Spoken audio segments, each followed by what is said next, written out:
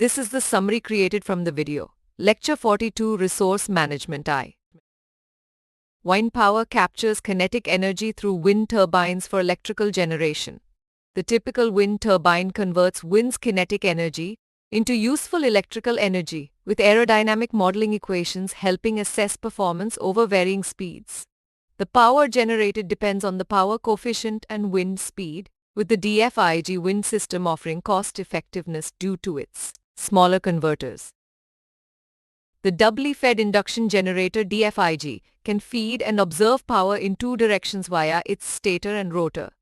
While the stator operates at a fixed voltage and frequency as per the grid, the rotor speed varies with the wind speed.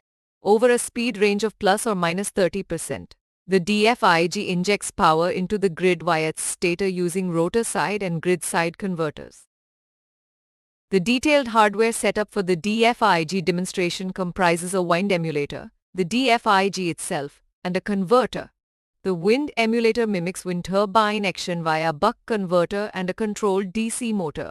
The control strategy calculates wind power based on wind velocity and pitch angle, generating a reference torque by dividing the wind power by the rotor speed. The motor's reference current is then obtained by multiplying the reference torque with a constant.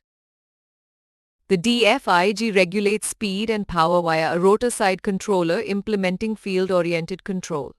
The vectors of the slip ring induction motor are connected to the RSC, which is controlled on an FPGA platform. The RSC governs the D-axis rotor for power factor and the Q-axis rotor current for MPPT tracking, while the GSC maintains the DC link voltage by comparing the measured DC voltage with the reference value. Software controls enable synchronization and varying duty for wind simulation via the DC motor. The DFIG has three operating modes: subsynchronous, synchronous, and supersynchronous. In subsynchronous mode, the rotor speed is lower than the synchronous speed, resulting in a positive slip. In synchronous mode, the rotor speed equals the synchronous speed with zero slip and only the stator delivering power. In supersynchronous mode, the rotor speed exceeds the synchronous speed with a negative slip and both the stator and rotor delivering power to the grid. In summary, wind turbine performance depends on aerodynamic modeling, and the DFIG offers cost-effective wind power generation by enabling bidirectional power flow via its stator and rotor.